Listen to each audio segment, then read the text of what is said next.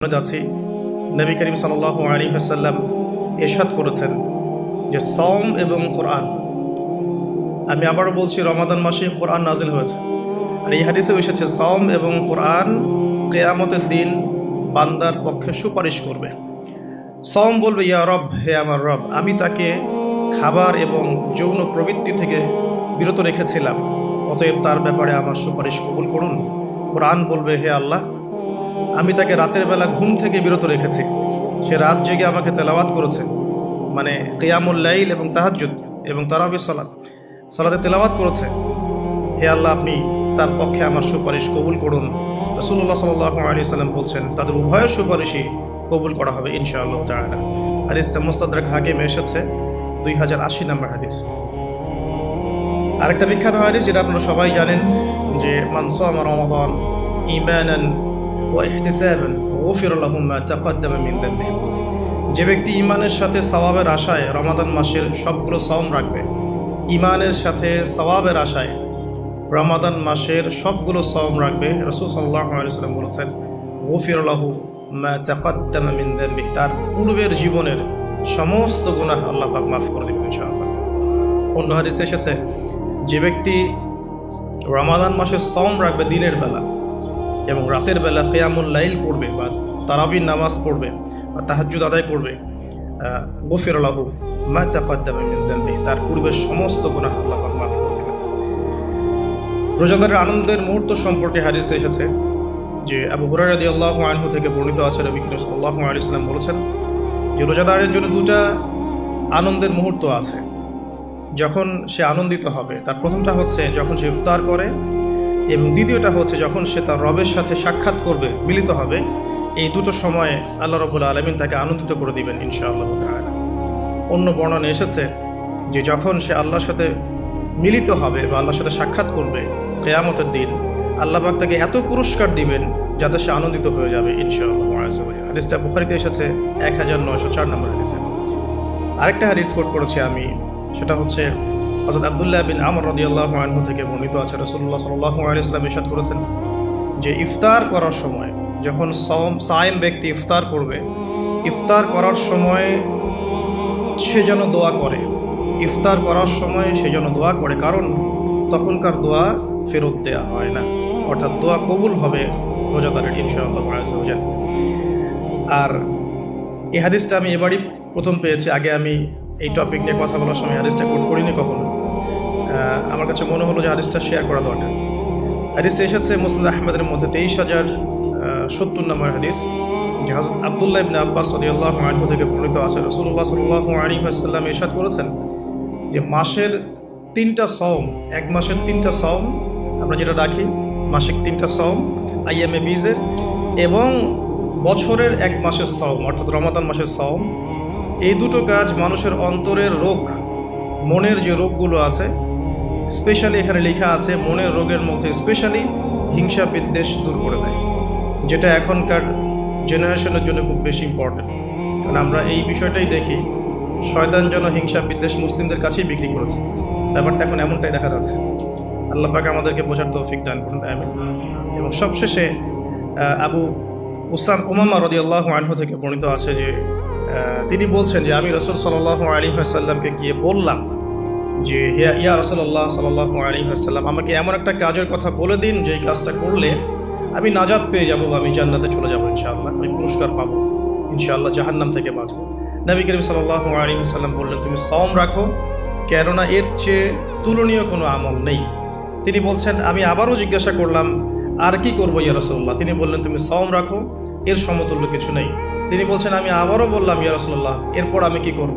তিনি বলছেন, তুমি সওম রাখো, এর সমতুল্য কোনো আমল নেই। আল্লাহ পাক আমাদেরকে হাদিসগুলো বোঝার তৌফিক দান করুন, আমিন।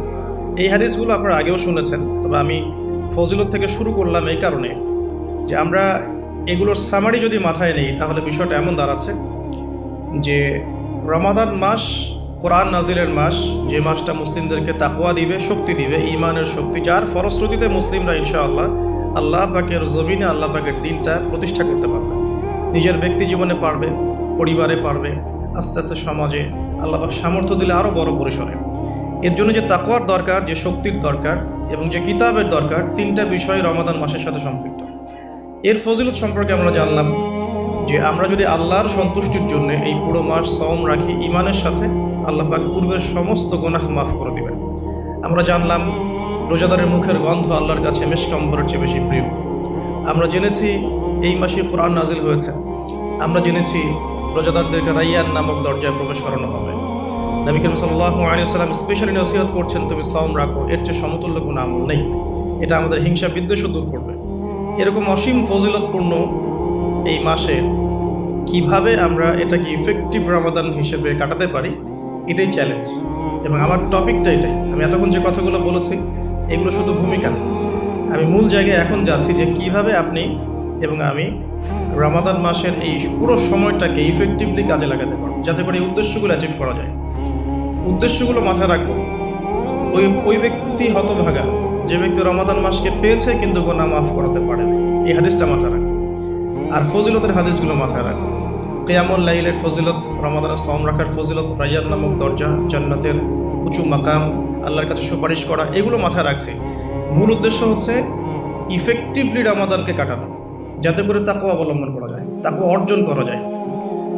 অনেকেই শুনেছি তাকওয়া, আল্লাহ ভীতি, আল্লাহর নিষেধকৃত বস্তুগুলো থেকে দূরে থাকা, কিন্তু অর্জন করার মাধ্যমগুলো কি, কোন কোন কাজগুলোর মধ্য দিয়ে অর্জন করা যায়, এটা কিন্তু আমরা খুব একটা আলোচনা করি না। আমরা ইফেক্টিভ রমাদানের প্রথম যে কাজটার কথা লিখেছি, আমি নোট করেছি এখানে মোটামুটিভাবে 20টার কথা। তো আমি স্টার্ট করছি এখান থেকে। ইফেক্টিভ রমাদান শুরু হবে কিন্তু আমাদের আজকে মানে সন্ধ্যার পর থেকে। আমরা নিশ্চয়ই পশ্চিমা সংস্কৃতির মতো রাত 12টার সময় রাত দিন কাটাই না। আমরা জানি আমাদের রাত এবং দিন শুরু হয় সূর্য ওঠা এবং ডোবার সাথে সম্পর্ক। সূর্য ডুবে গেলেই আমরা এখন রমাদানে প্রবেশ করছি। আমরা দোয়া করি আল্লাহর কাছে, আল্লাহ পাক যেন আমাদেরকে সুস্থ শরীরে রমাদানের সমস্ত সওমগুলো রাখার তৌফিক দান করেন এবং রমাদান মাসটাকে ইফেক্টিভলি কাটানোর তৌফিক দান করেন। আমরা আমাদের চেষ্টাগুলো অব্যাহত রাখবো, বাকিটা আল্লাহ রাব্বুল আলামিন কবুল করার মালিক। আল্লাহ পাক চাইলে অল্প আমলেই নাজাত হয়ে যাবে ইনশাআল্লাহ আযজা ওয়া জাল। শুরুটা হবে মূলত তারাবি দিয়ে। আসলে আজকে আমরা তারাবি দিয়ে শুরু করছি। প্রথম যে কাজটা আমরা শুরু করছি রমাদান মাসে, সেটা তারাবি কেন্দ্রিক। তো আমরা সবাই চেষ্টা করব প্রথমত যে তারাবির সালাত জামাতের সাথে পড়ার জন্য, এবং তারাবির সালাতটাকে বর্তমান প্রচলিত 3G 4G সালাতের মতো না করা এবং সালাতের মধ্যে সৌন্দর্য নিয়ে আসা। আমরা যেটা করি রমাদান মাসে ফেসবুক, ইউটিউবিং বা লেকচারগুলো সবখানে একটা বিষয় কমন উঠে আসে, সেটা হচ্ছে 8 রাকাত 20 রাকাত। যেটা নিয়ে আমি কোনো কথা কখনোই বলবো না ইনশাআল্লাহ। অ্যাটলিস্ট আমার পক্ষ থেকে এরকম কোনো কথা আপনারা শুনবেন না। আমরা এখানে একটা শব্দ ব্যবহার করতে চাই, সেটা হচ্ছে নামাজের কোয়ালিটি। আপনি 8 রাকাতই পড়েন আর 20 রাকাতই পড়েন, আমি বলবো যে নামাজের কোয়ালিটিটা কেমন হয়েছে। কোয়ান্টিটি নিয়ে আমার কোনো মাথা ব্যথা নাই। নবী করিম সাল্লাল্লাহু আলাইহি ওয়াসাল্লামের যে 8 রাকাতের হাদিসটা আনা হয়েছে, 8 রাকাত বা 11 রাকাতের হাদিসটা সহিহ বুখারী থেকে আয়েশা রাদিয়াল্লাহু আনহার উদ্ধৃতি দিয়ে, সেই নামাজের সৌন্দর্য সম্পর্কেও কিন্তু কথা এসেছে। আয়েশা রাদিয়াল্লাহু আনহা বলেছেন, তুমি আমাকে সেই নামাজের সৌন্দর্য সম্পর্কে জিজ্ঞেস করো না। হাদিসের কথাটা কিন্তু এমন ছিল, তুমি আমাকে, রাবিকে আয়েশা রাদিয়াল্লাহু আনহা বলছেন, তুমি আমাকে এই নামাজের সৌন্দর্য সম্পর্কে জিজ্ঞেস করো না। তিনি কিয়াম করলেন, প্রথম রাকাতেই 1 পারা 2 পারা 2.5 পারা কোরআন পড়ে ফেললেন এবং রুকু করলেন। রুকুতে ততক্ষণ থাকলেন যতক্ষণ তিনি কিয়ামে ছিলেন। রুকু থেকে উঠে ততক্ষণ দাঁড়িয়ে থাকলেন যতক্ষণ রুকুতে ছিলেন। সিজদায় গিয়ে ততক্ষণ থাকলেন যতক্ষণ তিনি দাঁড়িয়েছিলেন। তার পা ফুলে যেত। আমরা রাকাত সংখ্যা নিয়ে ঝগড়া করি, কিন্তু তিনি অল্প রাকাত নামাজের যে দলিল, সেখান থেকে আমরা কোয়ালিটি নিয়ে কথা বলি না। আদৌ কি আমরা এভাবে 8 রাকাত নামাজ পড়ছি যেভাবে রাসূলুল্লাহ সাল্লাল্লাহু আলাইহি ওয়াসাল্লাম পড়েছেন? রাকাত সংখ্যাটা বড় কথা নয়, বড় কথাটা হচ্ছে যে আমাদের নামাজের কোয়ালিটিটা কতটুকু হচ্ছে, নামাজের ধীর স্থিরতা কতটুকু হচ্ছে, কতটুকু কোরআন তেলাওয়াত করছি, রুকু সিজদা কত লম্বা করছি। আমি জানি এখানে আমরা তার মতো করে করতে পারবো না, এটা আমি জানি, কিন্তু কিছু পরিবর্তন আমরা আনতে পারি। প্র্যাকটিক্যাল সে কথাগুলো বলবো ইনশাআল্লাহ।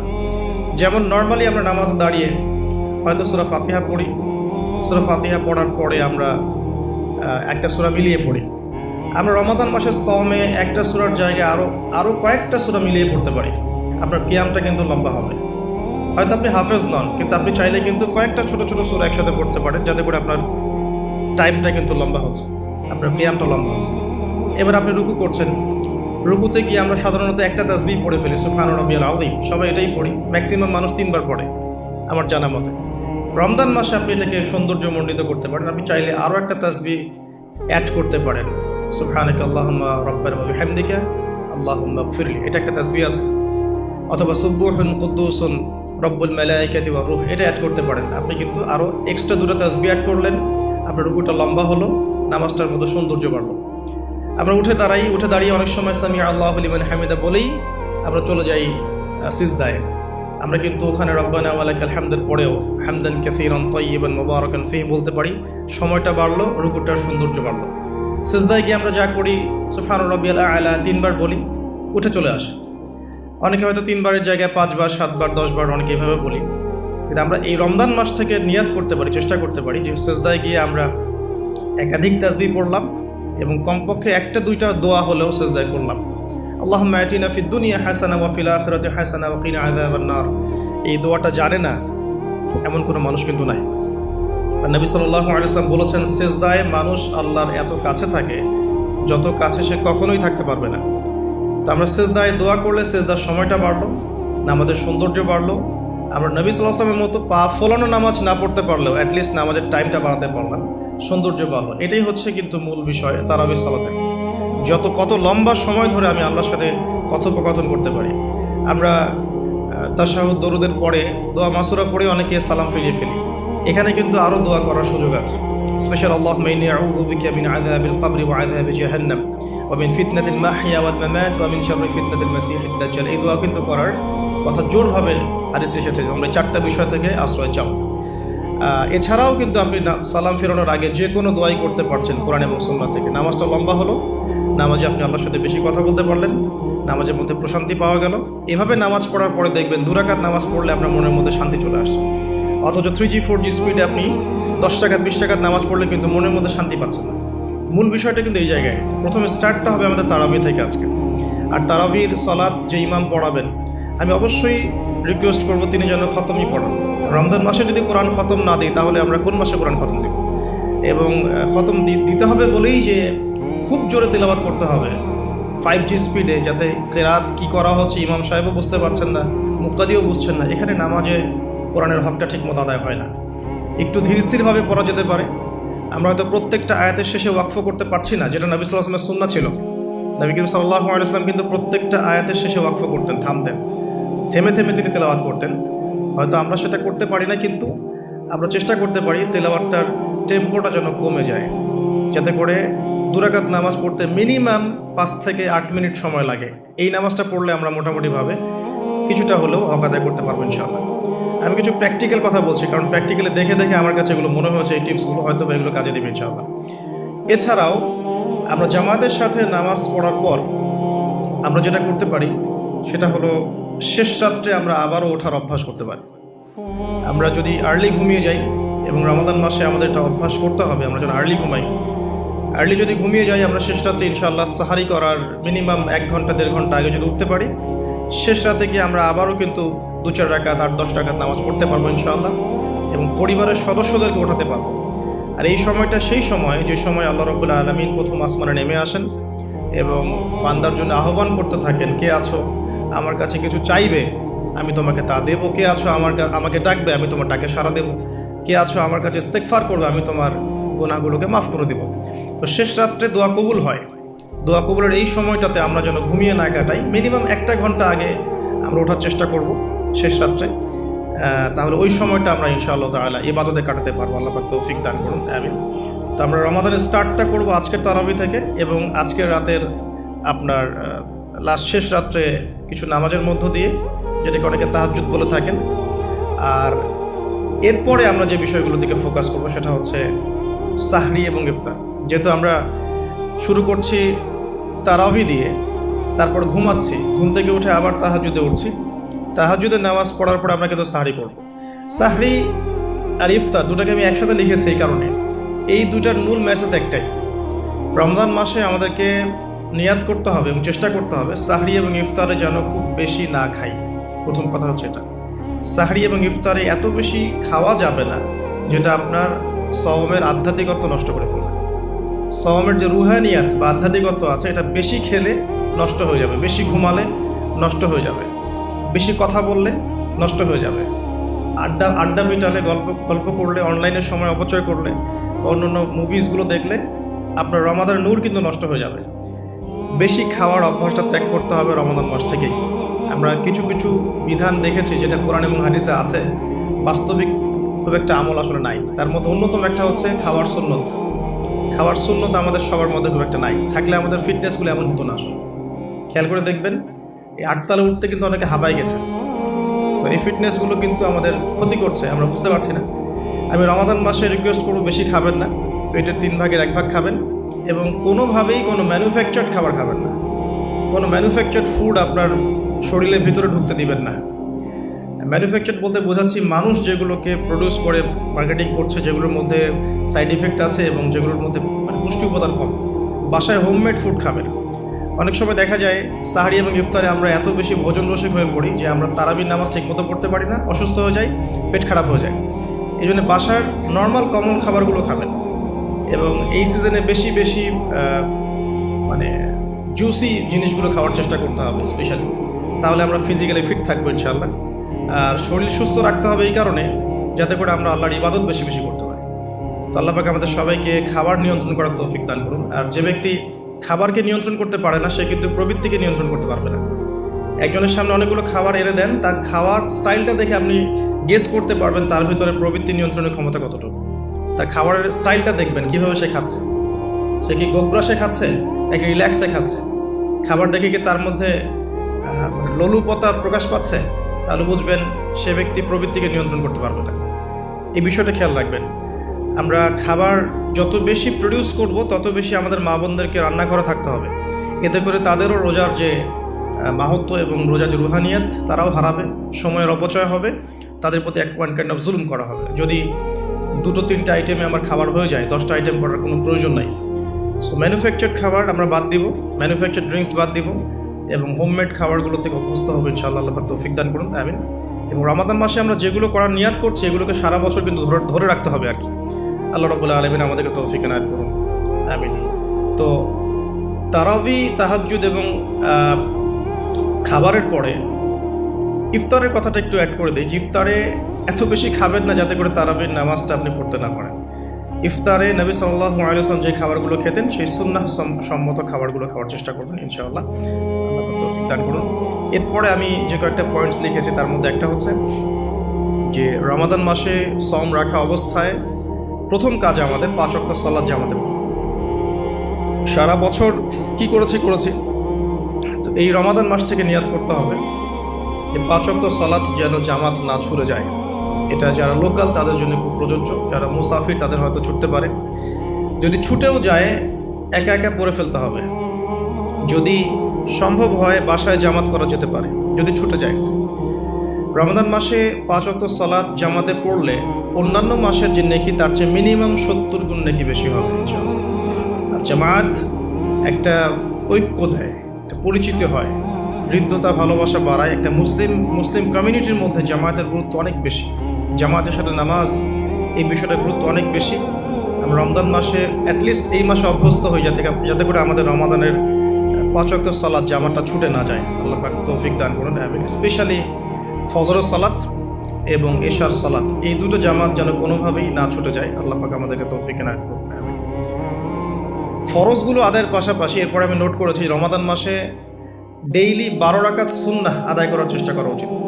আমরা অনেক সময় দেখা যায় ফরজ নামাজগুলো পড়ি, সুন্নত নামাজগুলো তো অনেক সময় গাফিলতি হয়ে যায়, মিস হয়ে যায়। রমাদান মাসে ফরজকে যতটা গুরুত্ব দিচ্ছি সুন্নাহকেও ততটা গুরুত্ব দেওয়া উচিত, কারণ এই মাসে একটা নফল আপনাকে সুন্নাহর নেকি দিয়ে দিবে, একটা সুন্নাহ আপনাকে ফরজের নেকি দিয়ে দিবে ইনশাআল্লাহ। তো 12 রাকাত সুন্নাহ এই কারণে বলেছি কারণ এটা সহজ সাধ্য এবং সবাই করতে পারবে ইনশাআল্লাহ। ফজরের আগের 2 রাকাত সুন্নাহ, জোহরের পূর্বে 4 পরে 2, এশার পরে 2 আর মাগরিবের পরে 2, এই যে মোট 12 রাকাত সুন্নাহ। নবী সাল্লাল্লাহু আলাইহি ওয়াসাল্লাম বলেছেন যে ব্যক্তি এই 12 রাকাত সুন্নাহ আদায় করবে প্রতিদিন তার জন্য জান্নাতে একটা করে ঘর নির্মাণ করা হবে ইনশাআল্লাহ তাআলা। তো রমাদান মাসে আমরা এই সুযোগটা নষ্ট করব না। আল্লাহ পাক আমাদেরকে তৌফিক এনায়েত করুন, আমিন। তো 5 ওয়াক্ত সালাত জামাতের সাথে 12 রাকাত সুন্নাহ। আমরা কিন্তু প্রতিটা কাজ করছি কি উদ্দেশ্যে? ওই যে শেষের অংশটুকু, লাআল্লাকুম তাত্তাকুন। যে তারাবি, আমার এই তাহাজ্জুদ, আমার এই কম খাওয়া, আমার এই কম কথা বলা, কম মেলামেশা করা মানুষের সাথে, আমার হালাল স্ত্রীকে ছেড়ে দেয়া, খাবার পানি ছেড়ে দেয়া, 5 ওয়াক্ত নামাজ জামাতে পড়া, ডেইলি 12 রাকাত সুন্নাহ আদায় করা, এগুলোর উদ্দেশ্য কি? আমার উদ্দেশ্যটা কিন্তু ওইটা, লাআল্লাকুম তাত্তাকুন, যাতে করে আমি শক্তি অর্জন করতে পারি, যেই শক্তি দিয়ে আমি ইসলামের বিজয় অর্জন করতে পারবো। উদ্দেশ্য কিন্তু আমাদের এইটা। এগুলো জাস্ট কাজ এবং মাধ্যম। সামনে যাচ্ছি, রমাদান মাসে আমরা বেশি বেশি দোয়া করার চেষ্টা করবো ইনশাআল্লাহ। কারণ সম রেখে বেশি বেশি দোয়া করতে উৎসাহিত করা হয়েছে, কারণ 3 ব্যক্তির দোয়া ফেরত দেওয়া হয় না। একজন মুসাফির, যে ব্যক্তি সফরের মধ্যে আছে, আল্লাহর কাছে দোয়া করলেই দোয়া কবুল হবে ইনশাআল্লাহ। একজন ব্যক্তি যে পিতা বা মাতা হয়েছে, তার সন্তানের জন্য দোয়া করলে দোয়া কবুল হবে ইনশাআল্লাহ। আরেকজন হচ্ছে সে ব্যক্তি যে ব্যক্তি রমাদান মাসে বা অন্য যে কোনো সময় রোজা রেখেছে, সমরত অবস্থায় তার দোয়াকে ফেরত দেওয়া হবে না। আর স্পেশালি সে যদি ইফতার করতে থাকে, সেই সময়ের দোয়াকে তার ফেরত দেওয়া হবে না ইনশাআল্লাহ। তো আমরা বেশি বেশি দোয়া করবো রমাদান মাসে ইনশাআল্লাহ আযজা ওয়া জাল। আমি দোয়ার জন্য একটা বই সাজেস্ট করছি, সেটা হচ্ছে হিসনুল মুসলিম। এই বইটার মধ্যে প্রচুর দোয়া দেওয়া আছে এবং অথেন্টিক সবগুলোই মাশাআল্লাহ। শেষের দিকে কিছু ঝাড়ফুঁক অংশ আছে। কারো যদি চোখ লাগা বা বদনজর বা জিন ঘটিত সমস্যা থাকে বা তাবিজ কবজ জনিত কোনো সমস্যা থাকে, এগুলো ট্রুথ, এগুলো সত্য, এগুলো কোনো আনসাইন্টিফিক বিষয় নয়। আর কোনো কিছু আনসাইন্টিফিক হলেই যে ইসলামিক হবে না এমনও নয় বিষয়টা। তো হিসনুল মুসলিম বইটা আপনারা কালেক্ট করতে পারেন। সেখানে প্রথম অংশ আছে দোয়া এবং জিকির অধ্যায়, এবং শেষের অংশটা আছে ঝাড়ফুঁক অধ্যায়। আপনারা মিনিমাম প্রথম অংশটুকু মুখস্থ করে ফেলতে পারেন। আর দোয়া করার সময় জায়গাগুলো বুঝে দোয়া করতে হবে, যে কখন কিভাবে দোয়া করলে দোয়াগুলো কবুল হবে। প্রথম কথা হচ্ছে যে দোয়া করার আগে আল্লাহ ভাবে সূরা ফাতিহা পড়ে নিতে পারেন একবার। দোয়া করার শুরুতে আপনি দরুদ পড়বেন, দরুদের ফলে দোয়া কবুল হয়। দরুদ না পড়লে দোয়াটা আসমানে গিয়ে ঝুলে থাকে, উঠিয়ে নেওয়া হয় না। যখন দরুদ পড়া হবে তখন দোয়াটা উঠিয়ে নেওয়া হবে। দোয়া করার কিছু টেকনিক আছে, যে কিভাবে কি দোয়া করলে কবুল হবে, কখন দোয়া করলে কবুল হবে, এগুলো বুঝে দোয়া করতে হবে। অনেকেই বলে দোয়া করে যাচ্ছে কবুল হচ্ছে না। কিছু বিষয় আছে হয়তো এই কারণে হচ্ছে না, হয়তো বা আল্লাহ পাক চাচ্ছেন এটা আপনার জন্য পরে পাওয়া উত্তম, সেই জন্য আপনি এখন পাচ্ছেন না। হয়তো বা আল্লাহ পাক আপনাকে পরকালে দিবেন বলে জমা রেখেছেন, হয়তো এই জন্য পাচ্ছেন না। অথবা হয়তো আপনার আকীদায় শিরক আছে, হয়তো এই জন্য হচ্ছে না। হয়তো বা আমলে বেদায়াত আছে, এই কারণে হচ্ছে না। অথবা আপনার রিজিকে কোনো হারাম কিছু আছে, মেবি এই কারণে আপনার দোয়া কবুল হচ্ছে না। অথবা আপনি তাড়াহুড়া করছেন। তাড়াহুড়ার ব্যাখ্যায় নবী সাল্লাল্লাহু আলাইহি ওয়াসাল্লাম বলেছেন যে মানুষ বলে আমি দোয়া করেই গেলাম, আমার দোয়া কবুল হলো না। তো আমরা জেনে নিব যে কোন কোন জায়গায় কিভাবে দোয়া করলে দোয়া কবুল হবে। এই বইটার মধ্যে সবই দেয়া আছে, হিসনুল মুসলিম বইটার মধ্যে। তারপর আমি বলছি আমার ব্যক্তিগত ইলম থেকে কিছু কথা, সেটা হলো দোয়া করার আগে অবশ্যই আল্লাহর প্রশংসা করবেন, অ্যাটলিস্ট একবার আলহামদুলিল্লাহ বলে হাত তুলবেন। তারপরে আপনি নবী সাল্লাল্লাহু আলাইহি ওয়াসাল্লামের কাছে উপরে একবার দরুদ পড়বেন। আগে আল্লাহর প্রশংসা, তারপরে দরুদ। এরপরে আপনি নিজের পাপের ক্ষমা চাবেন। আগে আপনি পাপ করেন বা না করেন, আগে বলবেন রব্বিক ফিরলি, আল্লাহ আমাকে মাফ করুন, পাপ করেন বা না করেন। এটা সুলাইমান আলাইহিস সালামের সেই দোয়া থেকে আমি শিক্ষা নিয়েছি। সুলাইমান আলাইহিস সালাম যে বিখ্যাত দোয়ায় বলেছিলেন যে আল্লাহ আমাকে এমন মুলক এবং রাজত্ব দান করুন যে মুলক আর রাজত্ব আপনি কাউকে কখনো দেননি। এই দোয়ার শুরুতে তিনি বলেছেন রব্বিক ফিরলি, আল্লাহ আমাকে মাফ করুন। তো এটা আদব, দোয়ার আদব হচ্ছে আগে নিজের ক্ষমা চাওয়া, আল্লাহর কাছে নিজের ভুলের ক্ষমা চাওয়া, তারপরে দোয়া করা। হামসানা, দরুদ, এরপরে আপনি ক্ষমা চাবেন। এবার আপনি দোয়াগুলো করবেন আপনার মন থেকে। আরবি দোয়া জানা থাকলে আরবিতে দোয়া করবেন, কারণ আপনি আপনার রবের সাথে আরবি দিয়ে কথা বলবেন, এর চেয়ে আসলে গর্বের কী হতে পারে? আরবি ভাষা কেন শিখব, কি দরকার আছে? এটা কি সাম্প্রদায়িকতা? আল্লাহ রাব্বুল আলামিনের আল্লাহ পাক যে ভাষায় কোরআন নাজিল করেছেন, আল্লাহ পাক যে ভাষায় কথা বলেছেন কোরআনে, সেই ভাষায় আমি আল্লাহর সাথে কথা বলছি, এর চেয়ে গর্বের কী আছে আমার? আরবি কেন শিখছি, কেন শিখবো? এই ভাষা দিয়ে আমি আল্লাহর সাথে কথা বলবো। জান্নাতে এই ভাষা চলবে, কোরআনে এই ভাষায় নাজিল হয়েছে, কবরে এই ভাষায় প্রশ্ন করা হবে, আমি কেন এই ভাষায় আল্লাহর সাথে কথা বলবো না? এর মানে এই নয় যে কেউ যদি আরবি না জানে অন্য ভাষায় দোয়া করতে পারবে না, এমনটা নয়। অবশ্যই কেউ যদি আরবি না জানে, বেসিক দোয়াগুলো না জানে, সে বাংলাতে দোয়া করতে পারে, কোনো সমস্যা নেই। ইংরেজিতে দোয়া করতে পারে, উর্দু দিয়ে দোয়া করতে পারে। ভাষাগত পার্থক্য আল্লাহর কাছে নেই, তবে আরবির মর্যাদা আছে। আর এটা আমার কাছে গর্বের বিষয় মনে হয় যে আমি আরবি দিয়ে আমার রবের সাথে কথা বলতে পারছি, আমি আরবি দিয়ে কথা বলছি। এবং আরবি দিয়ে দোয়ার ক্ষেত্রে আপনি এত ভালো করে মনের ভাব প্রকাশ করতে পারবেন অল্প শব্দে, যেটা হয়তো অন্য কোনো জায়গায় সম্ভব নয়। এরপরেও আমি বলবো যে মাতৃভাষায় মানুষের মনের ভাব প্রকাশের ক্ষেত্রে সহজতা আছে। যদি কেউ আরবি না জানেন সেক্ষেত্রে মাতৃভাষাতেই বেশি বেশি দোয়া করবেন, চলতে ফিরতে দোয়া করবেন। নির্দিষ্ট সময়েই দোয়া করতে হবে এমন নয়, রোজা রেখে সারাটা দিন যখনই আপনার মন চাচ্ছে, মনের মধ্যে একটা কিছু চাহিদা আসছে, আপনি দোয়া করে ফেলবেন। নবী সাল্লাল্লাহু আলাইহি ওয়াসাল্লাম বলেছেন, যদি তোমাদের কারো জুতার ফিতাও ছিঁড়ে যায়, সে যেন সেই ফিতাটাও আল্লাহর কাছে চেয়ে নেয়। প্রতিটা বিষয় আল্লাহর সাথে শেয়ার করতে হবে। আল্লাহ, আমার চাকরির দরকার, আমার রিজিকের সমস্যা, আমার পারিবারিক সমস্যা, আমার ব্যবসার সমস্যা, আমার ইলম অর্জন করতে চাই, আল্লাহ ইলম দান করো। আল্লাহ, আমি শারীরিকভাবে অসুস্থ। বিভিন্ন রকম সমস্যা আমরা জর্জরিত আছি। প্রত্যেক মানুষের কোনো না কোনো সমস্যা আছে। সমস্যা থাক বা না থাক, দোয়া করতেই থাকতে হবে। যে ব্যক্তি সুখের সময় বেশি বেশি দোয়া করে, আল্লাহ পাক দুঃখের সময় তার দোয়া বেশি কবুল করেন, এমনটা হাদিস এসেছে। যে ব্যক্তি সুখের সময় ভালো আছে, এখন আমার ফিজিক্যাল আমি ফিট, এখন আমি আল্লাহ পাকের অসীম নিয়ামতের মধ্যে আছি, বাড়ি গাড়ি টাকা করি, আত্মীয় স্বজন, স্ত্রী সন্তান সবই আছে, আমার কোনো কিছুর অভাব নাই। এরকম সুখের সময় যে ব্যক্তি বেশি বেশি দোয়া করবে, ইস্তেগফার করবে, ক্ষমা চাবে, আল্লাহ পাক দুঃখের সময় সেই বান্দার পাশে থাকবেন ইনশাআল্লাহ। আর সবচেয়ে বড় দুঃখের দিন তো কিয়ামতের দিন। আল্লাহ পাক সেদিন ইনশাআল্লাহ আমাদের সাথে থাকবেন ইনশাআল্লাহ তাআলা।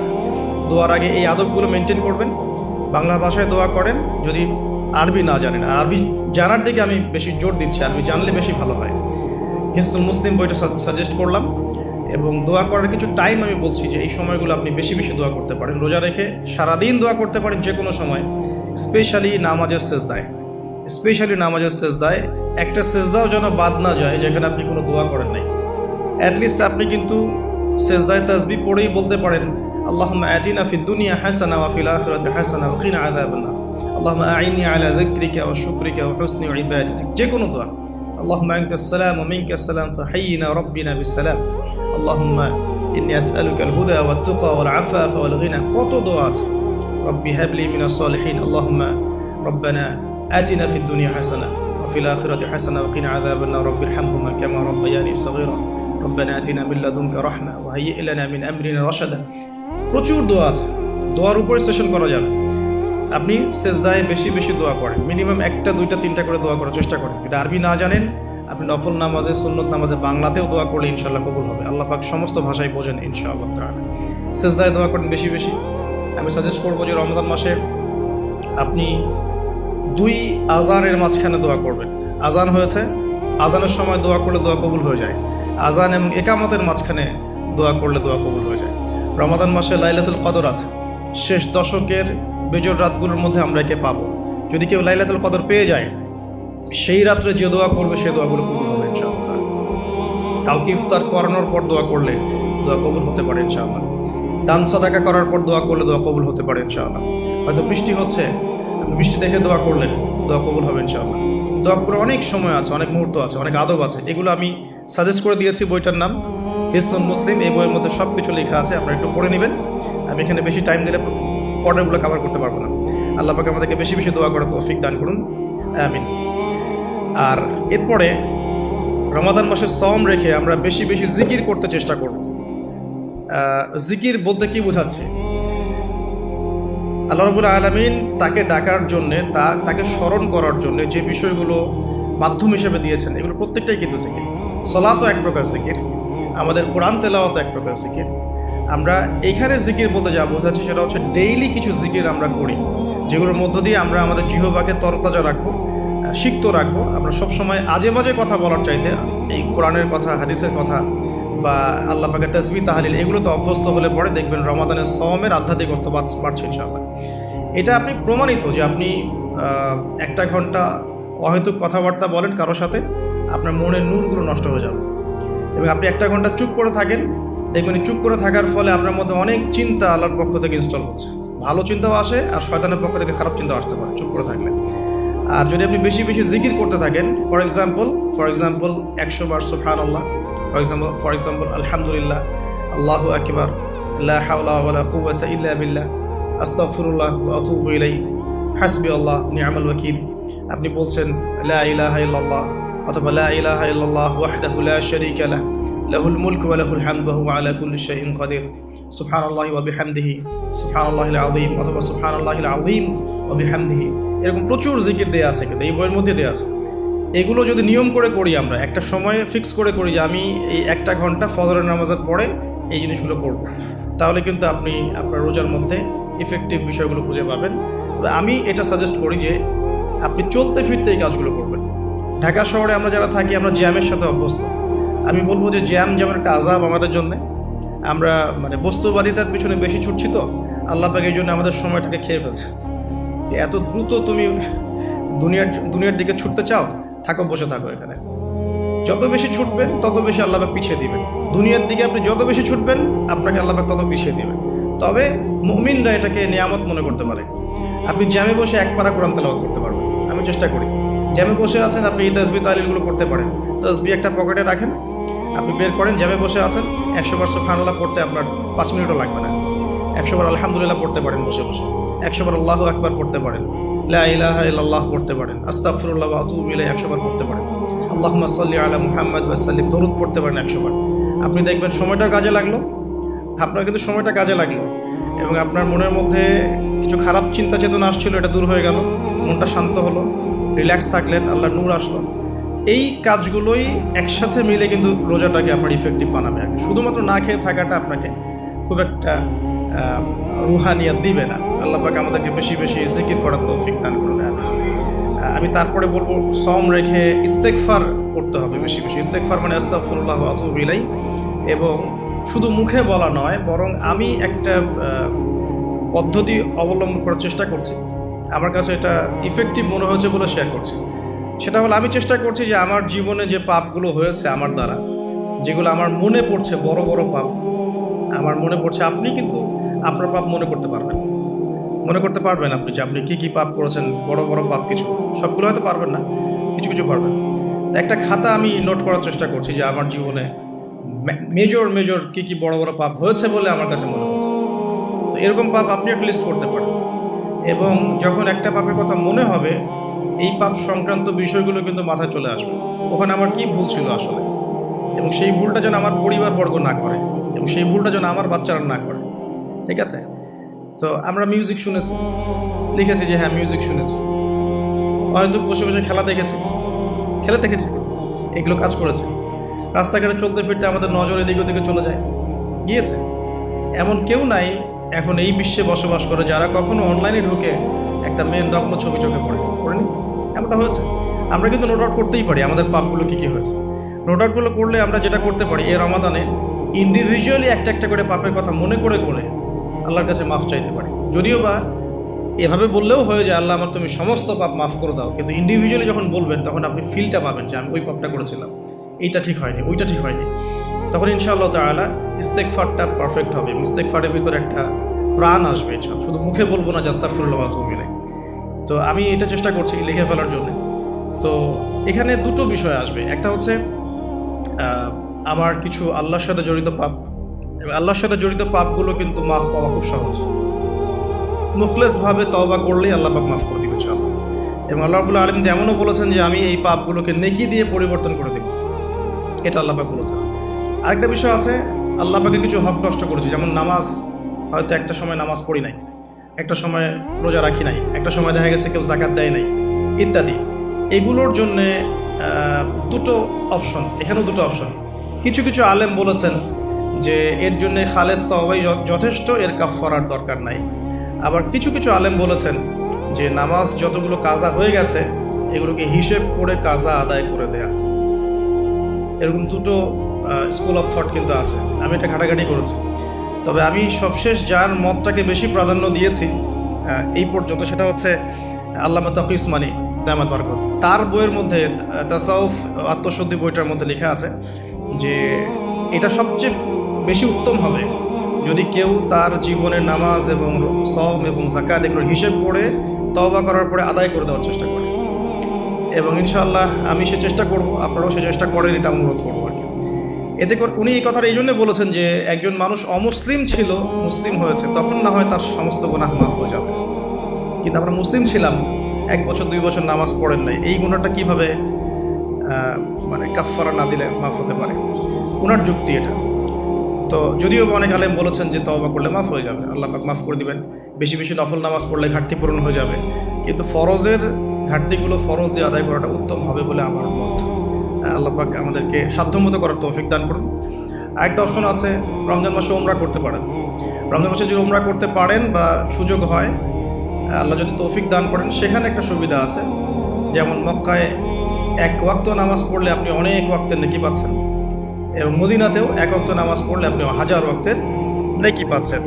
তো এখানে কিন্তু ওই কাফফারাটা আদায় হয়ে যাবে ইনশাআল্লাহ। এটা একটা সুযোগ। সোমরা করতে যেতে পারেন, আর যদি যান আমাকেও সাথে নিয়ে যায়, আল্লাহ পাক তৌফিক দান করুন। ঠিক আছে।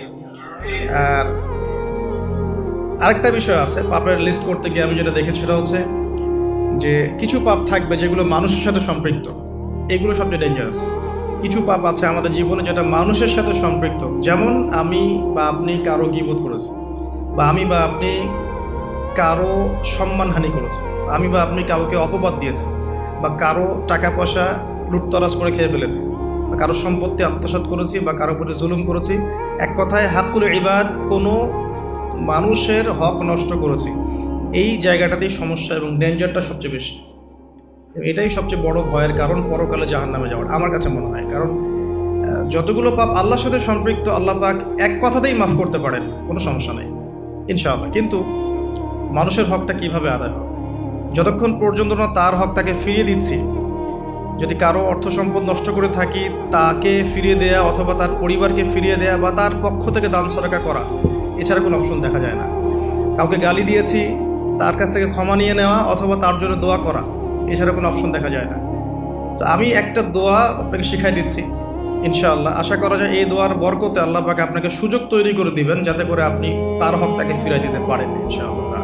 সেটা হলো আল্লাহুম্মা কফিনি বিহালালিকা আন হারামিক ওয়া আগনিনি বিফদলিকা আম্মান সিওয়াক। এই দোয়াটা যে বেশি বেশি করবে ইনশাআল্লাহ তাআলা, আলী রাদিয়াল্লাহু আনহু বলেছেন যে তার যদি পাহাড়ের সমান ঋণ থাকে, আল্লাহ পাক সেটাও পরিশোধ করার ব্যবস্থা করবেন ইনশাআল্লাহ।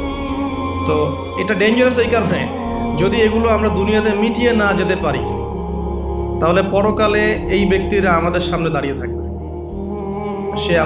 সে আমাকে মিথ্যা অপবাদ দিয়েছে, সে আমার গীবত করেছে, সে আমার টাকা পয়সা নিয়ে দেয়নি, সে আমাকে গালি দিয়েছে, সে আমাকে জুলুম করেছে।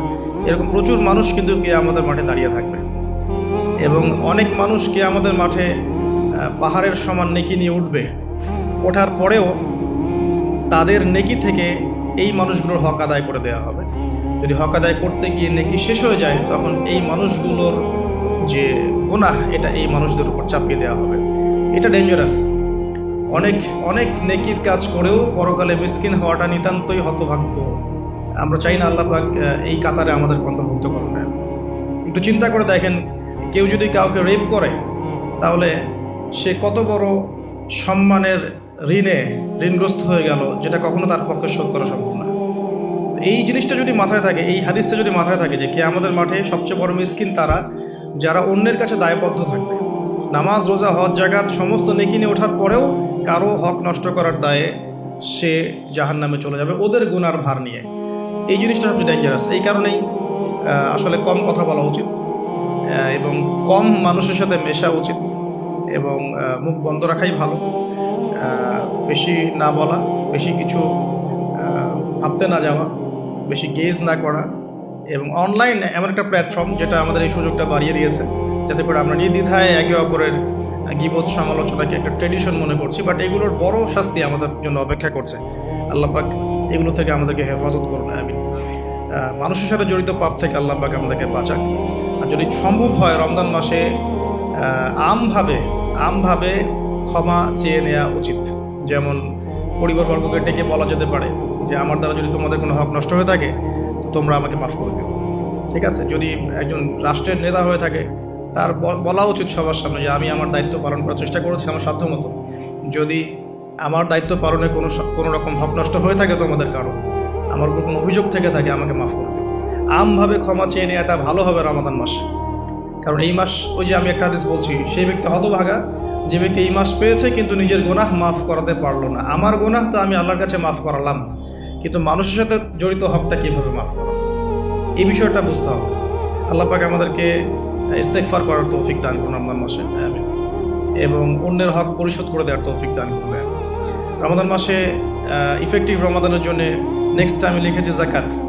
যে রমাদান মাসে যাদের জাকাত ফরজ হয়েছে, জাকাতগুলোকে অবশ্যই দিয়ে দিবেন। আল্লাহ এটাকে কালেক্ট করে এটাকে সুন্দর করে খাতে বিতরণ করাটা বেশি ভালো হবে। আল্লাহ পাক আমাদেরকে তৌফিক দান করুন, আমিন। আরেকটা পয়েন্ট লিখেছি, বেশি বেশি নফল দান সদকা করা। রমাদান মাসে বেশি বেশি করে নফল দান সদাকা করার চেষ্টা করা যেতে পারে। আমরা একটা রেস্টুরেন্টে বসলেই কিন্তু 400-500 টাকা বিল তুলে ফেলি। হ্যাঁ, আমরা তো এমনও চা খেয়েছি যে চায়ের দাম 220 টাকা। এটা ঢাকাতেই পাওয়া যায় এয়ারপোর্টে, স্পেশাল চা 220 টাকা আর কি। মানে কখনো কখনো এমনও হয়, এমনও ডাকাতি হয় যে আমি এটাকে এভাবে ব্যাখ্যা করতে পারি যে ধরেন একজন মানুষ প্রচণ্ড ক্ষুধার্ত, এত বেশি ক্ষুধার্ত যে তাকে আপনি যা দিবেন তাই খেয়ে ফেলবে। একজন ব্যক্তি 7 দিন কিছুই খায়নি, সে কোনো অন্যের সংস্থান তার ছিল না, 7 দিন কিছুই খায়নি, সে প্রচণ্ড ক্ষুধার্ত। এখন আমি তার সামনে 1 প্লেট ভাত নিয়ে গিয়ে বলছি যে এই 1 প্লেট ভাতের দাম হচ্ছে 3000 টাকা, তুই খাইলে খা, না খেলে যা। এখন আপনি বলেন, যে ব্যক্তি এভাবে তার রিজিক অন্বেষণ করছে, এর রিজিক কি হালাল না হারাম? এগুলোই চলছে। আপনি এখন 1 প্লেট ভাত খেতে যান, এখন 1 প্লেট ভাতের দাম 10 টাকা। কিন্তু যখন আপনার প্রচণ্ড ক্ষুধা লেগেছে, এখন খেতেই হবে আপনাকে, এখন এই ভাতের প্লেটের দাম 1000 টাকা। খেলে খান, না খেলে যান। যদি না খান আপনি, তাহলে এটা আমি অন্য কাউকে খাওয়াবো যার 1000 টাকা না, বরং 4000 টাকা দিয়ে খাওয়ার সামর্থ্য আছে। এগুলোই চলছে, কোটটাই পুরো ডাকাতি। আল্লাহ পাক এইসব ডাকাতদেরকে হেদায়েত করুন, অথবা এদেরকে তাদের পাপের শাস্তি প্রদান করবে। এরপরে আমি বলবো যে বিষয়টা, সেটা হলো যে রমাদান মাসে কিছু প্রজেক্ট করেন আপনারা যাদের সামর্থ্য আছে। ইফেক্টিভ রমাদানের জন্য কিছু প্রজেক্ট করতে পারেন, যেমন ইফতার প্রজেক্ট। যেমন আপনারা অনেকেই সামর্থ্যবান আছেন, অনেকের অনলাইন সেকশনে হয়তো পেজ আছে, গ্রুপ আছে। আমি জাস্ট পরামর্শ দিতে পারি, আপনারা কাজ করতে পারেন। যে যে জায়গা থেকে একটা ফ্যামিলির 1 মাসের ইফতারে কত টাকা যেতে পারে, হয়তো 2000, 2500, 3000, এতটুকু টাকা যাবে। আমরা কিন্তু চেষ্টা করলেই পারি যে এই রমাদানে আমি 100টা পরিবারের দায়িত্ব নিব। 100টা পরিবারের জন্য যে টাকাগুলোর প্রয়োজন সেটা আমি অনলাইনের মাধ্যমে মানুষের কাছ থেকে কালেক্ট করতে পারি, অফলাইনেও করতে পারি, করে ইফতার প্যাকেজ রেডি করতে পারি, করে 100টা পরিবারকে পৌঁছে দিতে পারি। এতে করে যেটা হবে, আপনি অন্যকে ইফতার করাচ্ছেন, অন্যের ইফতার করানোর ফলে ওই রোজার নেকিটা কিন্তু আপনি পাচ্ছেন। এটা কিন্তু হাদিস, যে কেউ যদি কাউকে ইফতার করায়, ওই ইফতার করানোর নেকিটা, ওই রোজার নেকিটা আপনি কিন্তু পেয়ে যাবেন। আপনাকে এক্সট্রা দেওয়া হবে, আল্লাহ পাক তার নেকি থেকে আপনাকে দিবেন না, এক্সট্রা একটা রোজার নেকি আপনি পাবেন ইনশাআল্লাহ। তো রমাজানের সাদাকা প্রজেক্ট করতে পারেন এবং ঈদের প্রজেক্টও করতে পারেন। ঈদের সামগ্রী অনেক মানুষের কেনার সামর্থ্য নাই, অনেক মানুষেরই নাই। আপনি ঈদের সময় ঈদের খুশি একটা প্রজেক্ট করতে পারেন। এখানে আপনি টাকা কালেক্ট করলেন, পরিবার ওয়াইজ কত টাকা করে লাগে ভাগ করলেন, ভলেন্টিয়ার ক্রিয়েট করলেন, দিয়ে আসলেন বাড়ি বাড়ি। এই কাজগুলো এখন অমুসলিমরা করছে না, খ্রিস্টানরা করছে না, অনেকে এনজিও করছে না।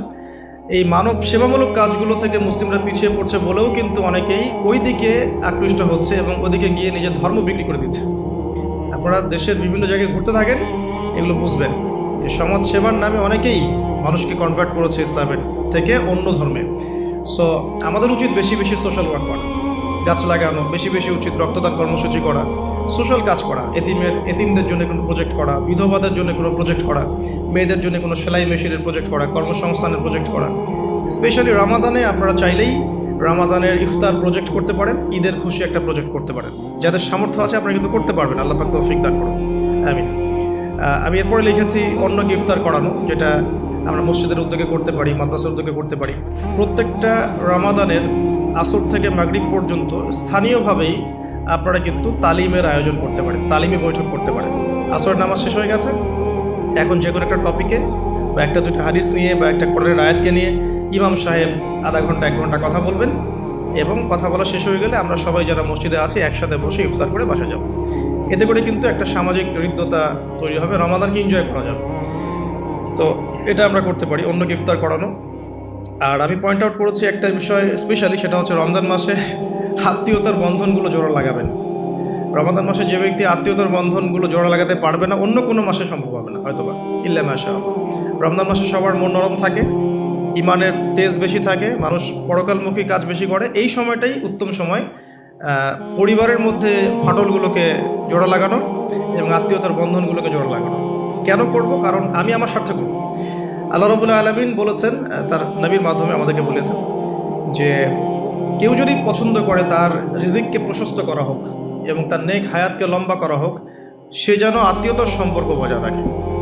আমি আবার বলছি, কেউ যদি পছন্দ করে, কেউ যদি চায় যে আমার রিজিকটা প্রশস্ত হোক এবং আমাকে আল্লাহ পাক লম্বা নেক হায়াত দান করুক, কেউ যদি এটা চায়, সেজন্য আত্মীয়তার সম্পর্কটা বজায় রাখে।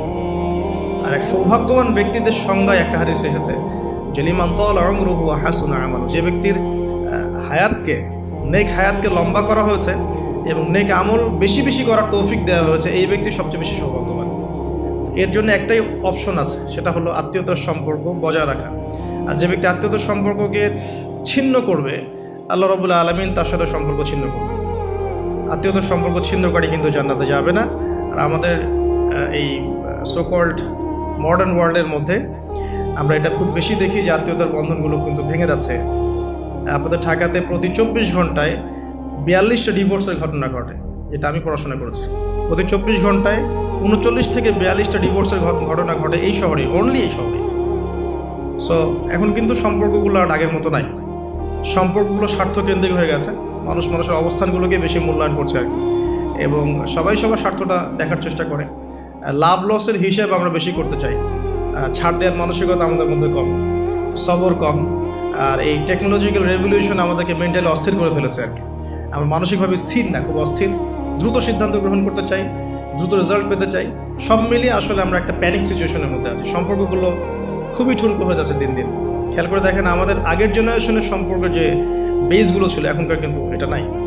সো রমজান মাস সে উত্তম সময় পরিবার এবং আত্মীয়র মধ্যে একটা সম্পর্কে বন্ড তৈরি করা, স্পেশালি ঈদের হাদিয়া পাঠানো, জামা বা কাপড় বা হাদিয়াগুলো গিফট পাঠানো। এতে করে দেখবেন যে একটা ভালোবাসার বন্ধন তৈরি হবে ইনশাআল্লাহ। মুসলিম সমাজের ঐক্যই সব কিছু, ঐক্য নাই মুসলিম সমাজের কিছুই নাই। আল্লাহ পাক আমাদেরকে বোঝার তৌফিক দেখ। রমজান মাসে একটা পয়েন্ট লিখেছে, আমি পরিবারকে টাইম দিবেন, অবশ্যই পরিবারকে টাইম দিবেন। আমরা যেটা করি মানি মেকিং মেশিনের মতো, সকালে বের হই রাত্রে বাসায় ঢুকি, এই কাজটা করবেন না। দুনিয়ার ব্যস্ততাকে কমিয়ে আনুন, যতটুকু রিজিকে আপনার হয়ে যায় অতটুকুতে সন্তুষ্ট থাকুন। পরিবারকে টাইম দেন, স্ত্রীকে সময় দেন, মাকে সময় দেন, বাবাকে সময় দেন, স্পেশালি বাসার ছোটদেরকে সময় দেন, বাচ্চাদেরকে সময় দেন, ছোট ভাই বোনদেরকে সময় দেন। তাদেরকে রমজানের রোজা রাখতে উৎসাহিত করেন। নিষেধ করবেন না যে না খেয়ে থাকলে অসুস্থ হয়ে যাবে, এমন হবে না। ওরা এনজয় করবে। দেখবেন ছোট্ট মেয়ে, তাকে বলবেন যে তুমি দুপুর পর্যন্ত না খেয়ে থাকো, তোমার একটা রোজা হবে। অ্যাটলিস্ট ও শিখলো যে কী হলো, আজকে কয়টা রোজা করেছো, আজকে 3টা করেছো, মানে 3বার ভাত খাইছে সে, তারপরে 3টা রোজা হয়েছে আজকে। দেখবেন ও পরের বছর ঠিকই একটা রোজা রেখে ফেলছে। আমরা যখন 5 বছর 7 বছর বয়স, তখনও কিন্তু আমরা রোজা রেখেছি।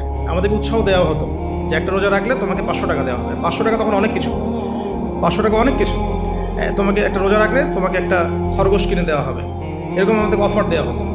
তোমাকে একটা কিছু ওই যে ছোট ছোট পাখি আছে, এই পাখিগুলো কিনে দেওয়া হবে যে রোজা থাকো। তো ছোটদেরকে উৎসাহিত করা উচিত।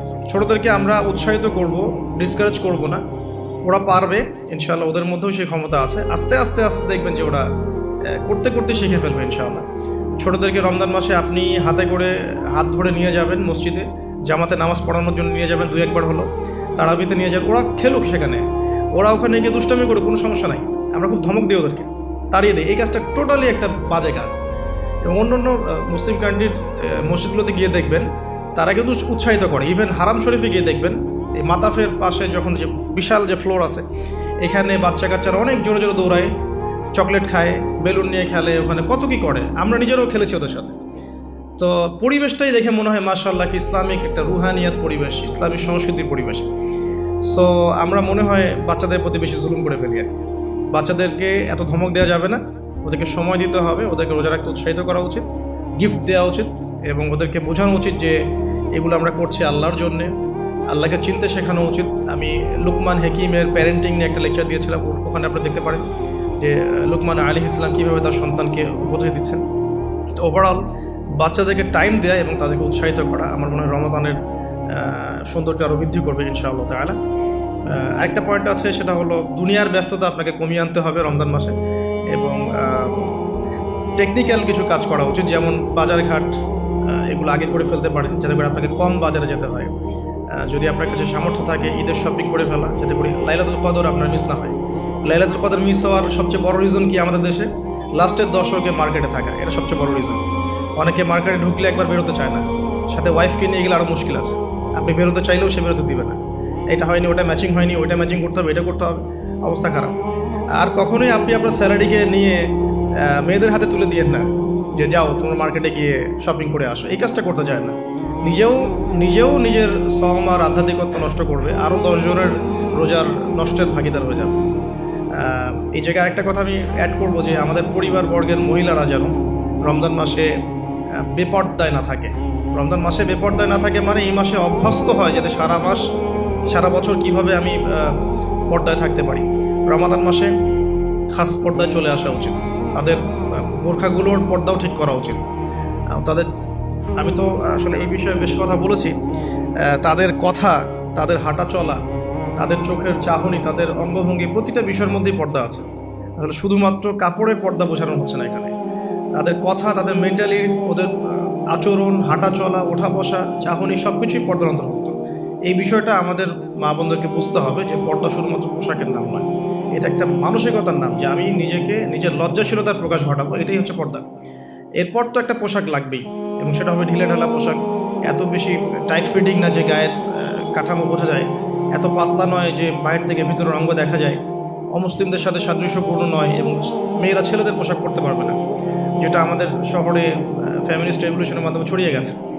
এবং এই শহরে চলে কিভাবে আমরা চোখের পর্দা করব, এটা একটা বড় চ্যালেঞ্জ। এবং এমন কেউ নাই যার ঘরে আসলে বাবা নাই, ভাই নাই, স্বামী নাই, থাকার পরেও যখন মেয়েরা বের হচ্ছে, তো বুঝতে হবে যে ব্যর্থতা আসলে আমাদের মধ্যেও আছে। তো আমরা রমজান মাসে আমাদের মা বোনদেরকে কন্ট্রোল করি, পর্দা শিখাই, এবং এটা ডিফিকাল্ট, কারণ মেয়েদেরকে কন্ট্রোল করা ডিফিকাল্ট। আপনি বেশি চাপ দিতে যায় না, তাহলে ভেঙে যাবে, আবার ছেড়ে দিলেও কিন্তু ওই অবস্থা থেকে যাবে। উত্তম নসিহতের মধ্য দিয়ে তাদেরকে দিনই পরিবেশের মধ্যে নিয়ে এসে দিনের কথাগুলো বোঝানো, বলা এবং পর্দা দিকে উৎসাহিত করা, স্পেশালি ওদেরকে বেশি বেশি মার্কেটে শপিং করতে না পাঠানো, এবং আপনার পুরো মাসের স্যালারিগুলোকে নিয়ে এসে একবারে হাতে গুঁজে দিয়ে রমজান মাসে যদি বলেন যে শপিং করে আসো, রোজার আধ্যাত্মিকত থাকবে না। আল্লাহ পাক বোঝার তৌফিক দান করুন, আমিন। দুনিয়ার ব্যস্ততা কমিয়ে আনুন এবং পরকালীন কাজ বেশি বেশি করুন রমজান মাসে।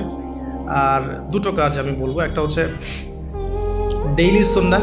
আমাদের প্রত্যেকটা দিন কিছু ডেইলি সুন্নাহ আছে, এই সুন্নাহগুলোতে অভ্যস্ত হওয়ার সবচেয়ে সেরা সময় হচ্ছে রমজান মাস। আমরা নর্মালি অনেক সময় ঘুমিয়ে পড়ি, রমজান মাসে ঘুমের আগে একটু সুন্নাহগুলো আমল করে ঘুমাই। নর্মালি বাথরুমে যাই, রমজান মাসে চেষ্টা করি যে বাথরুমে যাওয়ার আগে পরের দোয়াগুলো শিখে ফেলি। নর্মালি আমরা খাওয়ার আগে আমরা পরে আমরা দোয়াগুলো শিখি। প্রতিটা কাজের কিন্তু দোয়া আছে, প্রতিটা কাজের সুন্নাহ পদ্ধতি আছে, এবং এই সুন্নাহগুলো শেখার জন্যে বাংলাদেশের প্রেক্ষাপটে সবচেয়ে বেস্ট প্ল্যাটফর্ম হচ্ছে তাবলিগ জামাত প্ল্যাটফর্ম। এটা আমার মত, আমার সাথে অনেকে দ্বিমত করতে পারেন, আমি দ্বিমতকারীদের ব্যাপারে মোটেও চিন্তিত নই, এবং আমি সমালোচনা জবাব দেওয়ার ক্ষেত্রে খুব পটু নই, শুনতে আমি বেশি পছন্দ করি। কিন্তু আমার মত হচ্ছে তাদের সাথে যদি আপনি থাকেন 3 দিন 5 দিন 7 দিন একটু সময় দিয়ে আসেন, আপনি কিন্তু সুন্নাহগুলো শিখতে পারবেন, কোন কাজের কী সুন্নাহ। তারা খুবই স্ট্রিক্টলি এটাকে কিন্তু আপনার শেখায় এবং এটাকে মুখস্থ করিয়ে ফেলে। আমরা স্কুল লাইফে অনেক শিখেছি, কলেজ লাইফে আমরা সময় অনেক শিখেছি, এগুলো শেখানোর জন্য বেস্ট প্ল্যাটফর্ম আমার কাছে মনে হয়। সো এছাড়াও বইপত্র পাওয়া যায়, কিন্তু বইপত্র পড়ে আমরা যতটা শিখতে পারি সহচর্যে গিয়ে আরও বেশি শিখতে পারি। এই জন্য বলছি যে সময় দিতে পারেন 3 দিন, এতে করে আপনি সুন্নাহগুলো শিখতে পারবেন। আর একটা পয়েন্টগুলো আমি শেষ করতে চাই এই জায়গা থেকে, সেটা হলো রমাদান মাসের সবচেয়ে বড় বিষয়, সেটা সবচেয়ে মেজর, সবচেয়ে বড় বিষয়টা হচ্ছে এই মাসে কোরআন নাজিল হয়েছে। সো এই মাস মানেই কোরআন। আপনাকে এই মাসে অন্য বইপত্র পড়াও বন্ধ করে ফেলতে হবে। যদি আপনার এক্সাম থাকে সেটা আলাদা বিষয়, আপনি এক্সাম আছে, আপনি পড়ছেন, পরীক্ষা দেবেন, সেটা আলাদা বিষয়। আর দেখা যায় বেশি এক্সামগুলো এই মাসেই হয়ে যায়, খেলাধুলার সিজন এই মাসে হয়ে যায়। হ্যাঁ, দেখবেন world cup cricket, world cup football, অমুক কাপ তমুক লিগ সব এই মাসেই হয়। এগুলোও কাকতালীয়ভাবে হয় না, আসলে নিত্য প্রয়োজনীয় দাম বেড়ে যায়। এই মাসটাকে কেন্দ্র করে অনেক শয়তানি কাজও হয়ে যায়, কারণ শয়তান তো জানে যে এই মাসে তো আমি লক থাকবো। তো এই মাস আসার আগে আমাকে কাজগুলো পুরো প্ল্যানিংভাবে করে ফেলা উচিত, যাতে করে আমি লক থাকলেও সিস্টেম চলতে থাকে। আসলে তাই হয় আর কি, বিষয়টা এমনই থাকে। যাই হোক, রমজান মাস মানেই কোরআন, তো এই মাসে কোরআনকে সময় দিতে হবে আপনাকে টোটালি ডিভোটেড হতে হবে কোরআনের প্রতি। আমি কয়েকটা ক্লাসিফিকেশন বলে দিই, যে যারা কোরআন পড়তেই জানেন না, একদমই পড়তে জানেন না, তাদের জন্য এই মাসের টার্গেট হচ্ছে আমি 30 দিনে মিনিমাম কোরআন তেলাওয়াত করা শিখব। অ্যাটলিস্ট তেলাওয়াত আপনি টার্গেট করেন, যে আমার টার্গেট এই মাসে তেলাওয়াত শেখা। যারা তেলাওয়াত করতে জানেন তাদের টার্গেট এই মাসে একবার হিফজ করা, একবার রিডিং পড়া, একবার খতম দেওয়া, জাস্ট খতম। আপনি শুরু থেকে শেষ পর্যন্ত একবার খতম দিবেন। পার ডে আপনি একটা করে পারা তিলাওয়াত করবেন। যে তিলাওয়াত করতে পারে তার জন্য এটা, যে হিফজ করেছে তার জন্য এই মাসের টার্গেট হচ্ছে তাকে আবার পুরো হিফজটাকে এই মাসে চর্চা করতে হবে, এটা তার লেভেলটা একটু বেশি। লেভেল ওয়াইজ এক এক মানুষের যোগ্যতা এক এক রকম। কেউ তেলাওয়াত করতেই জানে না, তার টার্গেট হচ্ছে আমি এই মাসে তেলাওয়াত করা শিখব। অনলাইনে হোক অফলাইনে হোক এনি হোক আপনাকে শিখতে হবে। অনলাইনে কোর্স করানো হচ্ছে, অনেকে করাচ্ছে, আপনার অ্যাড যুক্ত হয়ে শিখেন। অফলাইনে শিখতে পারলে বেশি ভালো হয়। তারপরে যে তিলাওয়াত করতে জানে, ডেইলি একটা করে পারা পড়লে তার এক মাসে এক খতম হয়ে যাবে ইনশাআল্লাহ। যে হাফেজ, সে এই পুরো মাসটাতে কোরআনটাকে হিফজ করবে, আবার হিফজ করবে, চর্চা করবে, তারাবির নামাজ পড়াবে, দেখবেন তার হিফজটাকে সে আবার রিগেইন করতে পারবে। তার চেয়ে উঁচু লেভেলে যারা আছে, যারা একটু আরবি বোঝে, আরবি গ্রামার বোঝে বা কোরআনের তাফসীর করতে পারে, আলহামদুলিল্লাহ তাদের জন্যে এই মাসের টার্গেট হচ্ছে প্রত্যেক দিন এক পারা করে অর্থসহ করবে। তিলাওয়াত তো করবেই, তিলাওয়াত করবে এবং একটা একটা করে আয়াতের অর্থও দেখবে, তাফসীরগুলো দেখবে, একাধিক তাফসীরকে সামনে নিয়ে বসবে। একটা আয়াতের অনেক শানে নজুল থাকে, প্রাসঙ্গিক ব্যাখ্যা থাকে, হাদিস থাকে, এগুলো বিভিন্ন তাফসীর থেকে পড়বে। আমি কখনো বলি না যে এই তাফসীরই পড়তে হবে, যেটা আপনার কাছে বেস্ট মনে হয়। অনেকে জালালাইনকে বেস্ট মনে করেন, অনেকে ইবনে কাসিরকে বেস্ট মনে করেন, কেউ আছেন মারিফুল কোরআনকে ভালো মনে করেন। যার কাছে যেটা বেটার মনে হয় আপনি সেটাই নেন বা একাধিক তাফসীর নেন।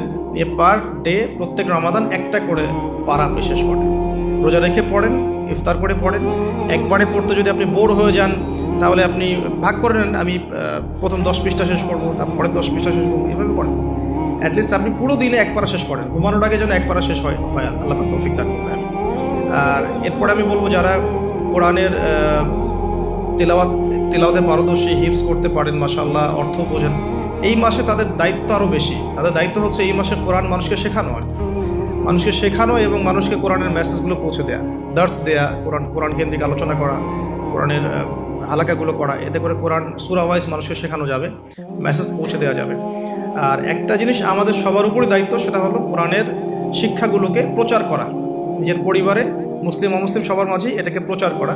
এতে করেই দেখবেন কোরআনের বিধিবিধানগুলো ইনশাআল্লাহ এমন একটা বিশ্ব আসবে যেখানে বাস্তবায়িত হবে ইনশাআল্লাহ আযজা ওয়া জাল। আর লাস্ট পয়েন্ট হচ্ছে শেষ দশকের লাইলাতুল কদর তালাশ করতে হবে। এই শেষ দশকটাকে কোনোভাবেই নষ্ট করা যাবে না, শপিংয়ের মাধ্যমে বা দুনিয়াবি কাজের মাধ্যমে কোনোভাবেই নষ্ট করা যাবে না। 27 রাতেই লাইলাতুল কদর হবে কোনো গ্যারান্টি নাই। 21, 23, 25, 27, 29 5টা রাতেই জাগতে হবে মিনিমাম। তারাবির নামাজ পড়বো অবশ্যই, এর সাথে সাথে শেষ রাত্রে উঠতে হবে। এই 5টা রাত ঘুমানোর কোনো সুযোগ নেই এবং পরিবারবর্গকে জাগাতে হবে।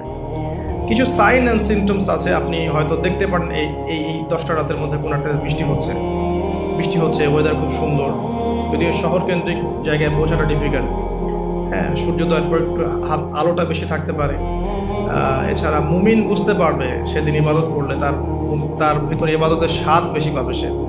ওই রাতে চোখ দিয়ে পানি পড়বে, কারণ ওই রাতেই জিবরাইল আলাইহিস সালাম ফেরেশতাদেরকে নিয়ে নেমে আসেন, মুমিনদের জন্য দোয়া করতে থাকেন। তো লাইলাতুল কদর তালাশ করাটা সবচেয়ে বেশি ইম্পর্টেন্ট শেষ দশকে। এর জন্য সবচেয়ে ভালো পদ্ধতি হচ্ছে ইতিকাফ করা।